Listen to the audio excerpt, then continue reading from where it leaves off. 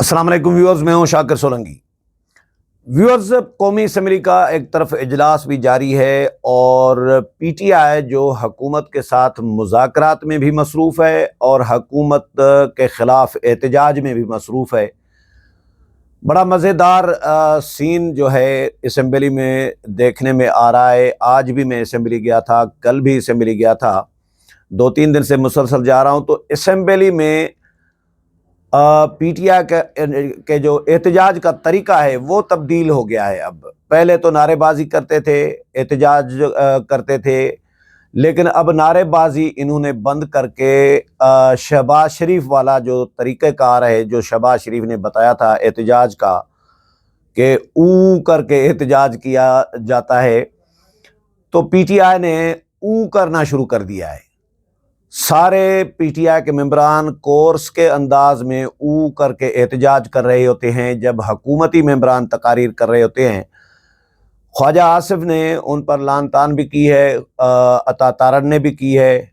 उनके धुआंधार जो तकारीर हैं पीटीआई के ख़िलाफ़ कि भाई ये कोई तरीका नहीं है, और इस ऊ के एहतजाज पे इनको लान तान तो अपनी पार्टी के लोगों ने भी की है।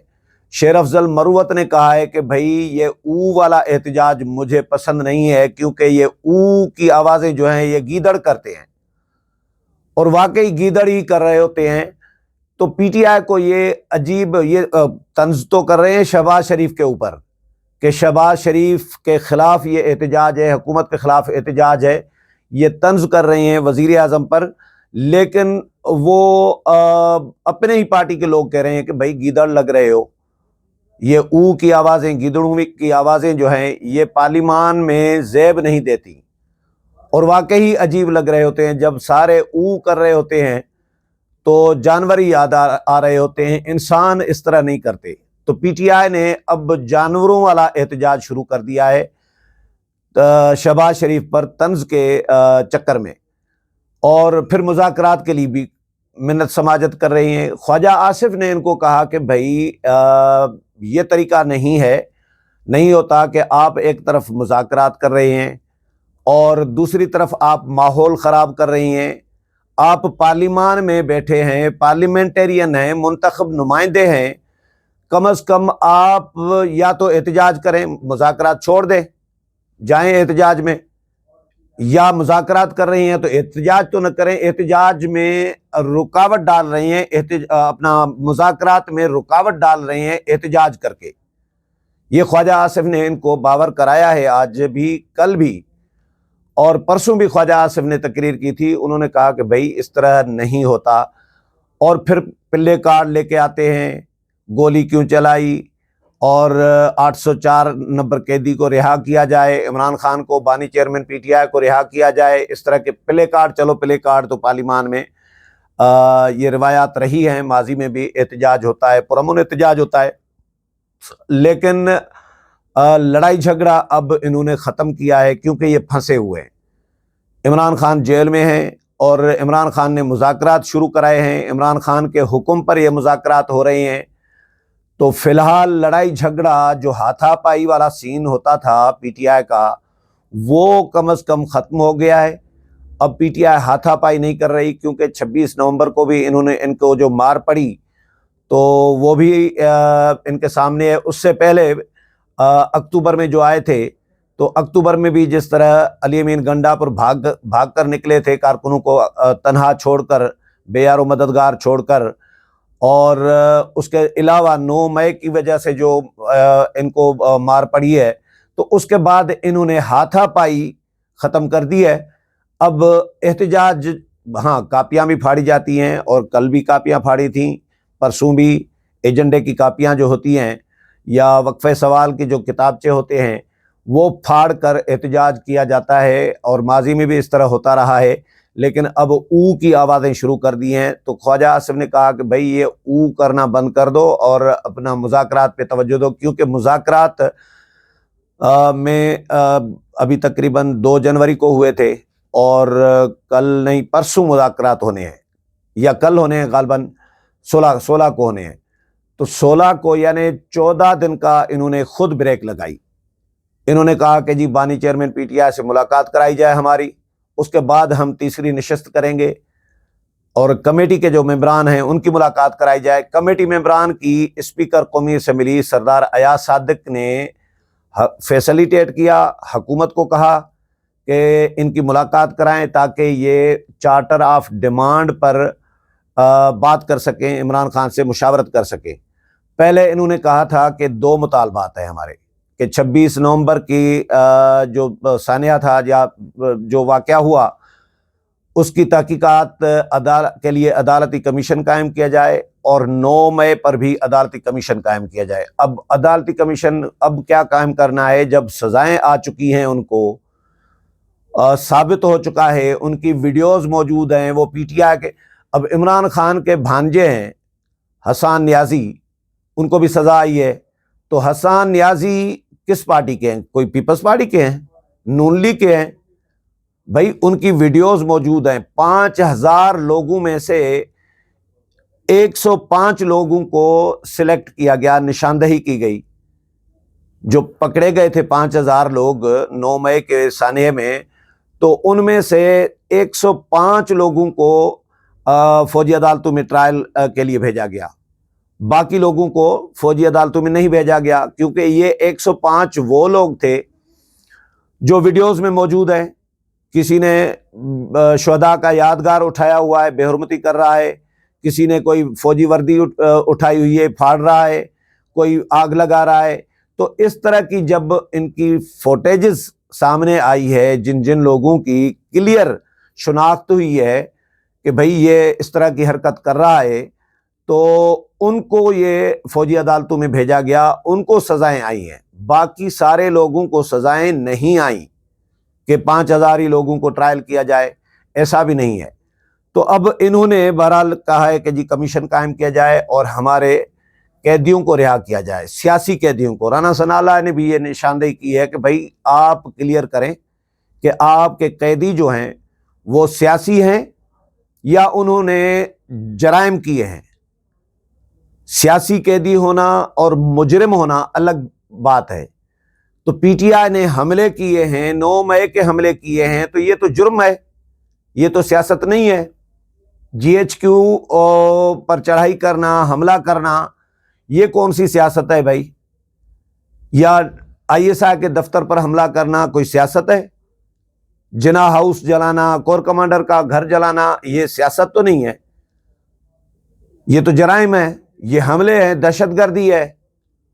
तो सियासी कैदी कैसे हुए? तो राना सनाउल्लाह ने कहा कि आप क्लियर करो पहले, आपके कैदी सियासी हैं या उन्होंने वाकई जराइम किए हैं। और दूसरा, बानी चेयरमैन पीटीआई पर भी मुकदमात और भी हैं। 190 मिलियन पाउंड का केस अभी परसों फैसला आना है। इससे पहले इमरान खान के खिलाफ बहुत सारे केसेस चल चुके हैं, साबित हो चुके हैं, लेकिन अदालतों से उनको रिलीफ मिलता रहा है। तो अब हुकूमत इनको क्या दे सकती है? हुकूमत ने क्लियर कहा है कि भाई हम इमरान खान को रिलीफ कैसे दे सकती हैं। मामला अदालतों के हवाले है, अदालतों में है, तो फैसला अदालतों ने करना है, ना कि हुकूमत ने। जो काम अदालतों का है वो अदालतें करेंगी, हुकूमत वो कैसे कर सकती है? तो राना सनाउल्लाह ने आज इनको कहा है कि भाई आप हमें मुतालबात की फहरिस्त दे दें और चार्टर ऑफ डिमांड जो है तहरीरी तौर पर दे दें। इमरान खान ने इनको कहा है कि तहरीरी तौर पर दे दें। तो 2 मुतालबात फ़िलहाल इन्होंने तय किए हुए हैं। अब आगे कुछ और मुतालबात भी शामिल कर सकते हैं, लेकिन अभी तक पीटीआई अपने मुतालबात में भी क्लियर नहीं है कि कितने मुतालबात और कौन कौन से मुतालबात पेश करने हैं हुकूमत के सामने। और हुकूमत पर फिर एतमाद भी नहीं है। ये भी कह रहे हैं कि हुकूमत सीरियस नहीं है, हुकूमत बेअख्तियार है, हुकूमत के पास कुछ देने के लिए नहीं है। तो फिर देने के लिए नहीं है तो आप क्यों मुज़ाकरात कर रहे हैं? आपने क्यों पहले फ़ौज के साथ करना चाह रहे थे, फिर फ़ौज ने जब घास नहीं डाली, जब फ़ौज ने आपको मुँह नहीं लगाया, तो फिर आपने कहा कि जी हम अब सियासी जमातों के साथ मुज़ाकरात करेंगे, हम किसी के साथ भी मुज़ाकरात करने के लिए तैयार हैं। तो अब फिर आप हुकूमत के साथ पास आ गए मुज़ाकरात के लिए, मिन्नत तरले भी खुद किए और फिर रोना धोना भी खुद कर रहे हैं कि हुकूमत के पास देने के लिए कुछ नहीं है, हुकूमत बेअख्तियार है, नॉन सीरियस है। हुकूमत बिल्कुल सीरियस मुज़ाकरात कर रही है। राना सनाउल्लाह जितनी संजीदा गुफ्तगू वो कर रही हैं आजकल, और वो खुद कह रहे हैं कि भाई मुज़ाकरात ही मसले का हल है, हर मसले का हल मुज़ाकरात में है, तो मुज़ाकरात होने चाहिए, कोई रास्ता उसमें से निकल भी सकता है। लेकिन पीटीआई इसमें सारे जो सीन चल रहा है मुज़ाकरात का, इसमें पीटीआई खुद हमें नॉन सीरियस नज़र आ रही है। 15-15 दिन का ब्रेक लगा देना और 31 जनवरी की डेडलाइन भी दी है कि ये डेडलाइन है, 31 जनवरी तक कोई ना कोई रिजल्ट आना चाहिए। भाई ऐसे कैसे रिजल्ट आएगा जब आपने 2 मीटिंग्स की हैं एक महीने में? 23 दिसंबर से अभी तक, आज 15 तारीख गुजर गई जनवरी की, तो 23 से आपने 15 तक 2 मीटिंग्स की हैं और दोनों मीटिंग्स में मुतालबात भी पेश नहीं कर सके। जब 2 मीटिंगों में आप मुतालबात नहीं पेश कर सके तो फिर 15-15 दिन का ब्रेक भी लगा देते हैं खुद ही, तो फिर आप कैसे कह सकते हैं कि आप सीरियस हैं और हुकूमत नॉन सीरियस है? हुकूमत तो पहले दिन से आपको कह रही है कि भाई मुतालबात दो, चार्टर ऑफ डिमांड दो, ताकि हम आगे बढ़ सकें, इस पर बात कर सकें, लेकिन आप चार्टर ऑफ डिमांड अभी तक नहीं दे पाए। तो इसमें नॉन सीरियसनेस पीटीआई की है। अब कल स्पीकर के पास मुज़ाकरात होने हैं पीटीआई और हुकूमत के दरमियान, तो आज फिर पार्लियामेंट में देखते हैं उस मुज़ाकरात में से तीसरी मीटिंग्स में से क्या निकलता है। लेकिन आज पार्लियामेंट में, कल तो कोरम की निशानदेही कर दी, कल तो कोरम पूरा नहीं था, इजलास खत्म हो गया, 5 मिनट का चला, 10 मिनट का, और आज इजलास चला, प्रॉपर चला, कोरम की निशानदेही आज भी हुई थी, लेकिन आज कोरम पूरा निकला था। लेकिन आज ये हुआ कि पीटीआई अपना एहतजाज भी किया और खुद बातें भी की, वही झूठ पे झूठ बोले जा रहे थे।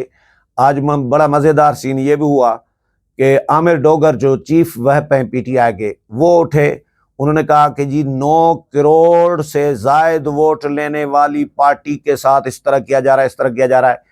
तो वजीर कानून जो है आज़म नज़ीर तारड़, वो उठे, उन्होंने कहा भाई खुदा का खौफ करो, ये रिकॉर्ड पे बातें जाती हैं, आप ऐवान में मौजूद हैं, अल्लाह के 99 नाम ऊपर छत पे लिखे हुए हैं पार्लियामेंट में, असेंबली में, आप उनके नीचे खड़े हैं, आप इतना झूठ बोल रहे हैं। भाई टोटल इलेक्शन कमीशन के रिकॉर्ड के मुताबिक टोटल 6 करोड़ और कुछ वोट कास्ट हुए हैं, कुछ लाख टोटल कास्ट जो वोट हुए हैं 6 करोड़ हुए हैं, और पीटीआई का बंदा कह रहा है कि हमने 9 करोड़ वोट लिए हैं। तो भाई 9 करोड़ कैसे लिए आपने? जब पूरे मुल्क में वोट ही 6 करोड़ कास्ट हुए हैं तो 9 करोड़ वोट आपने कैसे लिए? तो झूठ ना बोला करें। इस तरह 2 और बातें भी की, वो भी झूठ थी। तो पीटीआई को ये झूठ बोलने की आदत होती है, प्रोपेगेंडा झूठी कर रहे होते हैं। पता नहीं ये सोशल मीडिया अपना देखकर और आके तकरीरें करते हैं, इनको असेंबली में आके वही झूठ बोल रहे होते हैं जो सोशल मीडिया पे पढ़ के आते हैं। इलेक्शन कमीशन से जो रिकॉर्ड है वो इनको पता होता नहीं है। तो आज बहरहाल उन्होंने अपना तकारीर में हिस्सा ज़रूर लिया है पीटीआई ने। तो कल देखते हैं कि जो मुज़ाकरात होने जा रहे हैं उस मुज़ाकरात में से क्या निकलता है। उम्मीद है प्रोग्राम पसंद आया होगा। अगले प्रोग्राम में फिर मुलाकात होगी, तब तक इजाज़त चाहता हूँ। अल्लाह हाफ़िज़।